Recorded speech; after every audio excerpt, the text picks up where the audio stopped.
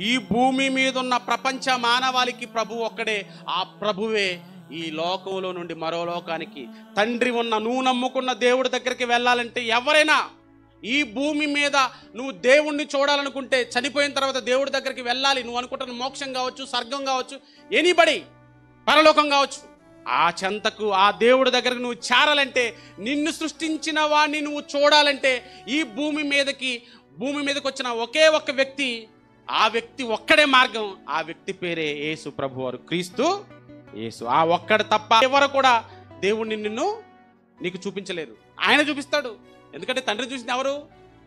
యేసు ప్రభువారు తప్ప ఎవడు కూడా భూమి మీద ఉన్న ఆదాం మొదలుకొని ఇప్పటి వరకు ఉన్న ఏ నడు దేవుణ్ణి చూడలేదు. పరలోకంలోకి ఎక్కిపోయిన వాడు యేసు ప్రభువారు తప్ప ఎవరు కూడా, మనం ఎవరికైతే ఆరాధిస్తున్నామో, ఎవరి కోసమైతే మనం విశ్వాసం కలిగి ఉన్నామో ఆ విశ్వాసాన్ని కరెక్ట్ చేయడానికి వచ్చాడు. నాయన మీరు మతంలో ఉండకండి, మత విశ్వాసాల్లో ఉండకండి, ఒక్కటే విశ్వాసం.